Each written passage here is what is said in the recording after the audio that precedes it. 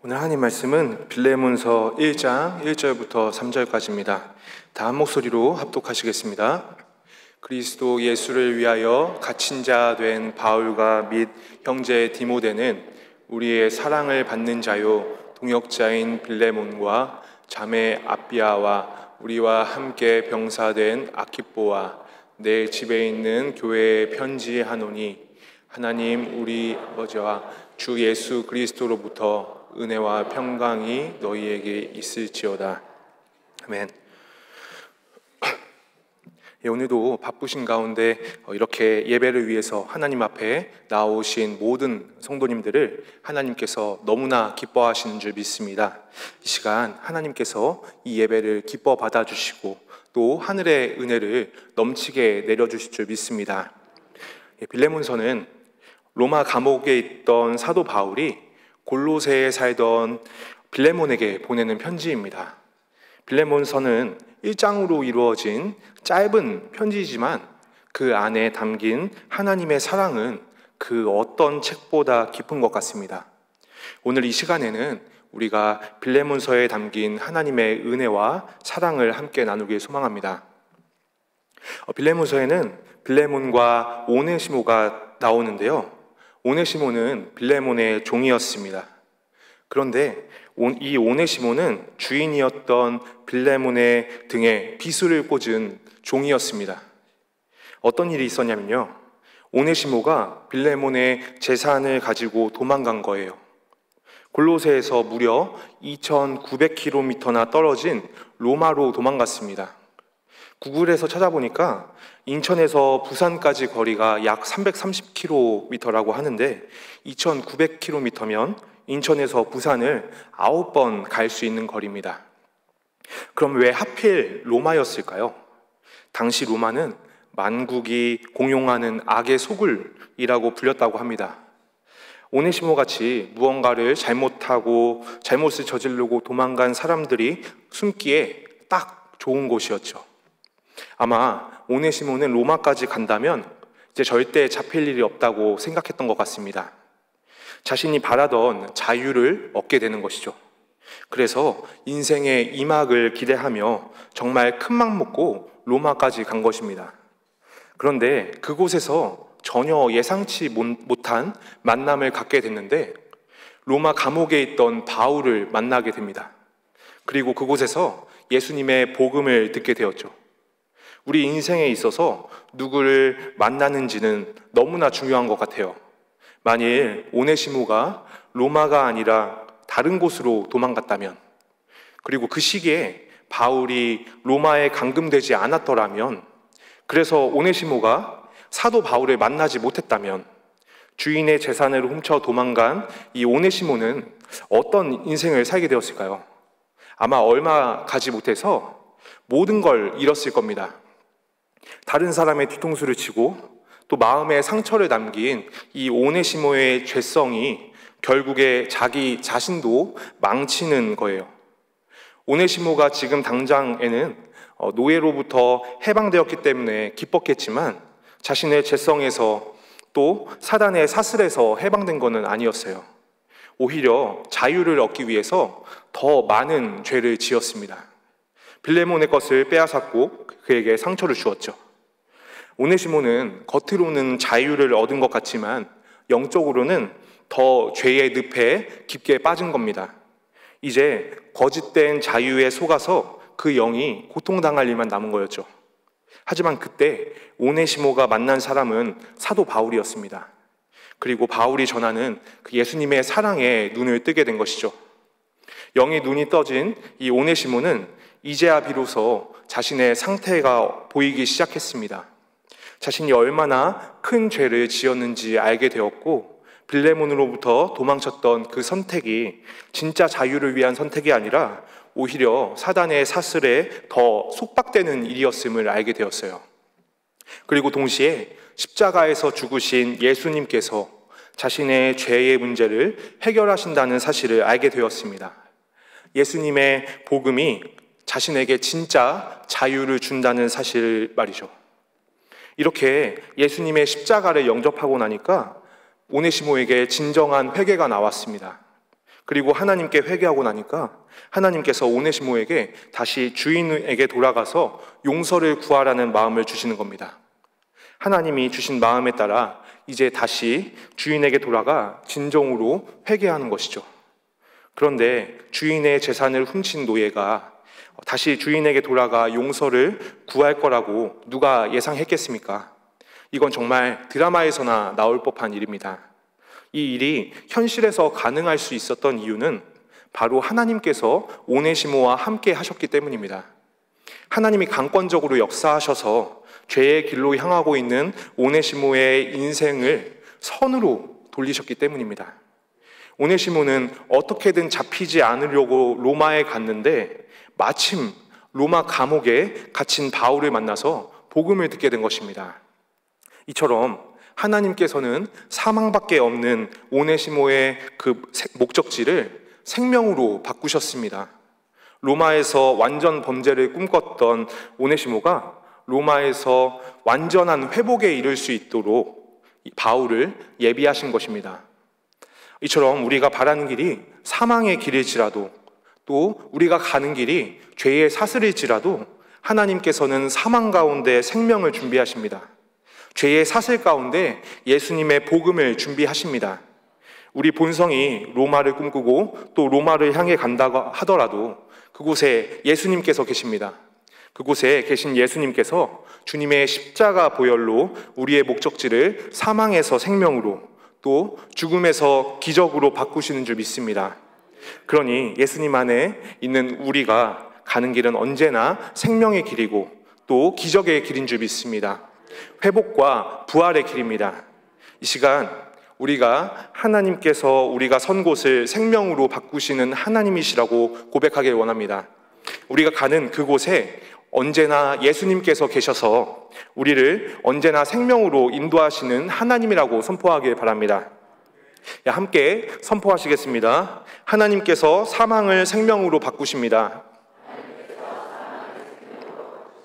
하나님께서 사망을 생명으로 바꾸십니다. 입술로 선포하신 모든 분들께 죽음을 생명으로 바꾸신 하나님께서 역사하실 줄 믿습니다. 빌레몬서 1장 8절부터 12절 말씀을 제가 읽겠습니다. 이러므로 내가 그리스도 안에서 아주 담대하게 내게 마땅한 일로 명할 수도 있으나 도리어 사랑으로서 간구하노라. 나이가 많은 나 바울은 지금 또 예수 그리스도를 위하여 갇힌 자 되어 갇힌 중에서 낳은 아들 오네시모를 위하여 내게 간구하노라. 아멘. 11절 제가 다시 읽겠습니다. 그가 전에는 내게 무익하였으나 이제는 나와 내게 유익함으로 내게 그를 돌려보내노니 그는 내 신복이라. 아멘. 만일 사랑하는 우리 아이가 잘못을 저질러서 법정에 가게 된다면 그 부모의 심정은, 그 부모의 입장은 어떠할까요? 아무리 자기보다 어린 판사일지라도 그 판사에게 아이를 한 번만 용서해달라고 간청할 것입니다. 내 아이가 잘못을 했다는 사실을 잘 알고 있지만 그럼에도 아이를 지키기 위함이죠. 아이의 죄값을 내가 대신 치를 수 있다면 차라리 내가 아이의 몫을 감당하고 싶은 게 부모의 마음입니다. 세상이 아이에게 돌을 던진다고 한다면 그 돌을 대신 맞고 싶은 게 부모의 심정이죠. 오네시모를 향한 바울의 마음이 내 아이를 향한 부모의 마음과 같았습니다. 그래서 8절부터 12절 말씀을 살펴보면 바울이 오네시모를 위해서 빌레몬에게 간구하는 장면이 나옵니다. 빌레몬은 바울이 에베소에 있을 때 바울이 전하는 복음을 듣고 회심했습니다. 그래서 바울과 빌레몬은 스승과 제자의 관계가 가깝습니다. 그리고 나이도 바울이 더 많죠. 그런데 바울은 빌레몬에게 오네시모를 용서하라고 간청했습니다. 그리고 오네시모가 자신에게 어떤 존재인지도 이야기했는데요. 바울은 오네시모가 자기의 아들, 그리고 유익한 사람, 또 자신의 신복이라고 이야기하는 거예요. 그런데 아들은 내 분신입니다. 이 세상에서 가장 많이 나를 닮은, 어찌 보면 나 자신이죠. 그리고 여기서 신복은 심장을 말하는데, 심장은 사람 몸 전체에 피를 공급하지 않습니까? 심장이 멈추면 얼마 안 있어서 그 사람이 죽어버립니다. 그러니까 심장은 자신의 생명입니다. 그러니까 바울은 오네시모를 자기 자신처럼 보았던 거예요. 오네시모는 바울에게 자기 생명이었던 것입니다. 그런데 왜 바울은 오네시모를 이렇게 귀히 여겼던 것일까요? 바로 예수님께서 바울을 이렇게 사랑하셨기 때문입니다. 로마서 5장 8절 말씀을 함께 읽겠습니다. 우리가 아직 죄인 되었을 때에 그리스도께서 우리를 위하여 죽으심으로 하나님께서 우리에 대한 자기의 사랑을 확증하셨느니라. 아멘. 바울은 본래 사랑이 하나도 없는 사람이었습니다. 심지어 바울은 사람을 죽이는 사람이에요. 스데반이 많은 사람들에게 돌을 맞아 죽을 때 눈 하나 깜짝거리지 않았습니다. 오히려 스데반이 죽어 마땅하다고 여겼습니다. 그런데 그런 바울이 예수님을 영접했습니다. 그리고 그 순간 예수님의 사랑이 바울을 덮는 거예요. 바울은 예수님의 사랑이 자신에게 임하자 자신의 존재를 알게 되었습니다. 갑자기 자기가 너무나 더러운 죄인이고 또 무가치한 자라고 여겨졌습니다. 너무나 죄가 많아서 예수님 앞에 부끄러움밖에 없는 죄인이라는 사실을 알게 된 것이죠. 심지어 예수님을 십자가에 못 박은 사람이 바로 자기 자신처럼 여겨졌어요. 그런데 예수님께서 그런 죄인인 바울을 의인이라고 하시는 거예요. 무가치한 바울을 가치 있다라고 하시고 바울을 살리시기 위해서 십자가에 자기 생명 다 바치셨다고 말씀하셨습니다. 예수님께서 십자가에서 확증하신 그 사랑이 바울의 죽은 영혼을 살리자 바울은 말로 표현할 수 없을 만큼의 주님의 사랑을 알게 된 것입니다. 그래서 사실 오네시모를 향한 바울의 사랑은 한 영혼을 향한 예수님의 사랑을 보여줍니다. 우리를 사랑하시는 그 예수님의 모습이 그 속에 담겨 있는 것이죠. 지금껏 오네시모와 같이 누군가를 찌르고 또 누군가의 것을 빼앗으면서 살아온 우리를 예수님께서 사랑하신다는 것입니다. 죄인인 나의 아들로 여기고 무가치한 나를 가치 있다고 하시고 사망에 있던 나를 내 심장이라 말씀하시는 것입니다. 그리고 이것이 예수님 안에 있는 우리의 정체성인 줄 믿습니다. 우리는 하나님의 아들이며 세상에 유익한 자이고 또 예수님의 심장입니다.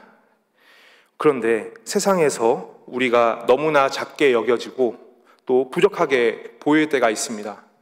세상은 우리를 옆 사람과 비교하게 하고 또 그 속에서 계속 우리를 정죄하죠. 하지만 그때의 거짓에 속지 않기를 원합니다.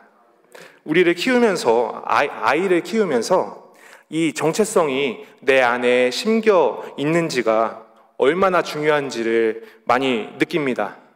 최근에 어떤 책을 읽었는데 그 작가분이 아이를 낳고 육아를 하면서 경험담이 담겨있는 책을 읽었습니다. 작가분이 첫째 아들을 낳았는데 부모로서 모든 게 처음이기도 하고 또 영적으로 사랑 훈련이 안 돼 있어서 세 아이 중에서 첫째 아이에게 유독 제일 사랑을 못 줬다고 합니다.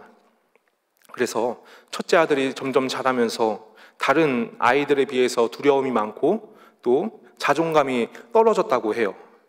그런데 그런 모습을 보면서 그런 모습이 부모의 눈에 다 보이는데 처음에는 그저 답답하기만 하고 너무 그 모습이 싫은 거예요. 근데 그게 어느 순간 내 모습처럼 보이고 그게 너무나 미안했다고 합니다. 그래서 아이를 놓고 기도했는데 하나님이 주셨던 마음이 자신이 주지 못한 그 사랑을 하나님께서 아들에게 채워주실 거라고 말씀하셨다고 합니다. 첫째 아이는 자신의 아들이기 이전에 하나님의 아들이고 하나님이 보시기에 너무나 아름다워서 하나님의 생명과 같은 아이였던 것이죠. 하나님께서 하나님의 시간표에 맞게 아이를 가장 아름답게 이끄실 거라는 감동을 주신 겁니다. 그 과정에서 그분이 한 일은 아이의 부족한 모습이 보일 때 훈육할 부분은 따끔하게 훈육하고 이야기하되 아이를 정죄하지 않고 예수님의 사랑으로 바라보는 일이었어요. 아이의 부족한 모습이 보일 때 아이를 하나님의 아들로 보고 또 예수님의 심장처럼 존귀히 여긴 겁니다. 그리고 아이의 부족한 모습을 예수님처럼 품어주었던 거죠. 그리고 아이에게 너는 하나님의 아들이야. 너는 하나님께서 존귀하게 하셔서 주변에서 너를 사랑하지 않는 것처럼 여겨질 때 우리 같이 하나님께 기도하자라고 이야기해 주었다고 합니다. 그러니 그 첫째 아들에게 점차 두려움이 사라지고 하나님께서 주신 자존감이 자라나기 시작했다고 해요. 그래서 이 책을 읽고 저도 아이들을 볼 때에 그런 눈으로 보려고 하는데 사실 그게 쉽지만 않더라고요. 하지만 아이를 향하는 저의 눈을 내 자녀에서 하나님의 자녀로 바꿔달라고 주님께 구할 때 하나님께서 그런 마음을 주시는 겁니다. 그리고 아이를 하나님의 자녀로 존귀히 대할 때 아이가 안정감을 느끼는 것을 그런 모습들이 눈에 보이는 거예요. 사랑하는 성도님들, 이처럼 우리에게 정체성은 너무나 중요합니다. 예수님이 주신 하나님의 자녀라는 정체성이 우리를 더욱 존귀한 자리로 이끄십니다. 그러니 우리가 언제 어디서든지 우리의 정체성을 놓치지 않길 바랍니다. 하나님께서 이미 예수 그리스도의 십자가 보혈로 우리를 자녀 삼아 주셨고 가장 존귀한 자녀로 또 자기 생명으로 여겨 주셨습니다. 그러므로 예수님 안에서 모든 죄와 사망의 저주는 끝이 났습니다. 우리가 이 사실을 붙잡고 나아갈 때에 우리를 미혹하는 죄와 사망은 모두 떠나가는 줄 믿습니다. 예수님 안에 있는 우리에게 사단의 정죄함이 하나도 없는 줄 믿습니다. 그 주님을 믿고 우리의 정체성을 늘 기억하는 저와 성도님들 되시길 간절히 소망합니다. 다 같이 선포하시겠습니다. 나는 예수님의 심장입니다. 나는 예수님의 심장입니다. 이 편지를 빌레몬 입장에서 읽어보면 참 어려운 것 같습니다. 저라면 다시 돌아온 이 노예 오네시모를 용서하는 게 참 어려울 것 같아요. 종이 재산을 훔쳐서 도망갔습니다. 그런데 어느 날 갑자기 돌아와서 편지를 주는 겁니다. 그리고 그 편지를 보니까 자신의 영적 아버지인 바울의 편지인데 오네시모를 용서하라고 써 있습니다. 그리고 오네시모를 바울 대하듯이 대하라 라고 써 있습니다. 심지어 오네시모가 빚진 것이 있다면 그 빚을 바울이 다 갚겠다는 거예요. 그러니 이 편지와 함께 돌아온 오네시모는 빌레몬의 입장에서 썩 달갑지 않은 것이죠. 그리고 이것이 우리 모두의 마음일 것입니다. 그러면 이후에 빌레몬과 오네시모는 어떻게 되었을까요? 더 이상 성경에 이 둘에 대한 이야기가 없기 때문에 자세한 것은 알 수 없지만 우리는 이 편지가 성경에 포함되어 있다는 사실로 빌레몬이 오네시모를 용서했다고 생각할 수 있습니다. 결국 빌레몬은 자신을 배신한 오네시모를 사랑하는 형제로 받아들였고 나중에 사도 바울이 골로새를 방문했을 때 오네시모를 종에서 풀어주고 사도 바울의 복음 사역에 동참하도록 승낙했을 거예요. 그러면 빌레몬이 어떻게 오네시모를 용서할 수 있었겠습니까? 바울의 편지대로 오네시모를 용서해야 하는데 도저히 용서가 안 되는 거예요. 오네시모를 생각하면 사랑보다 괘씸한 마음이 먼저 올라옵니다.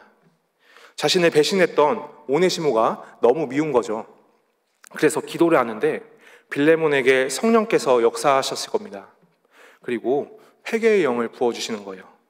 그러자 빌레몬은 그제야 사랑이 뭔지를 알게 되는 겁니다. 예수님의 복음을 영접한 우리는 예수님을 따라 서로 사랑한다라고 하지만 사실 그 사랑을 머리로만 할 때가 너무나 많습니다.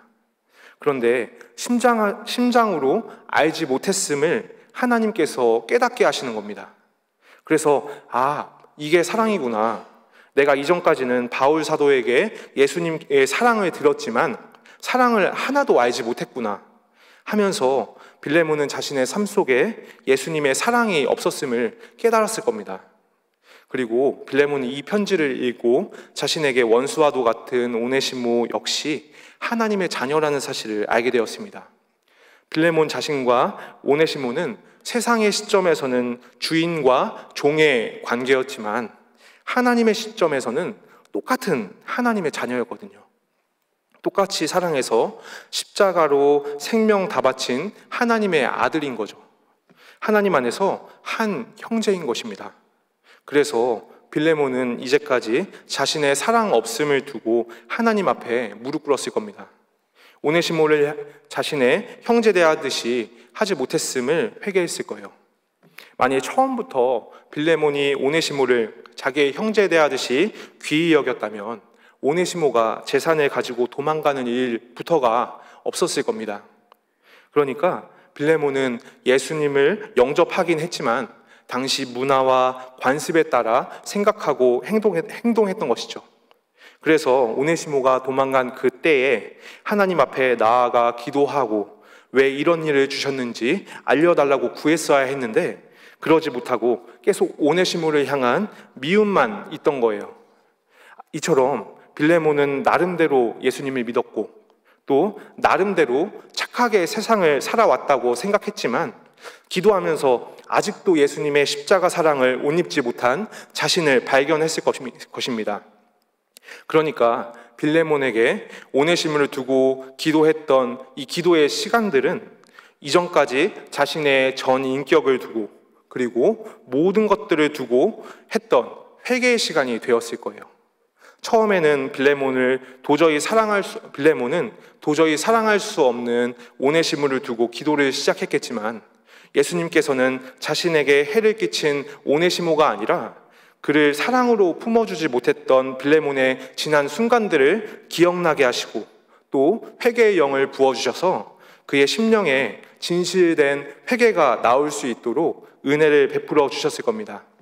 사랑하는 성도님들, 지금 이 시간 우리에게 오네시모와 같은 사람이 떠오른다면 우리가 내 앞에 있는 오네시모를 두고 하나님께로 나아가길 바랍니다.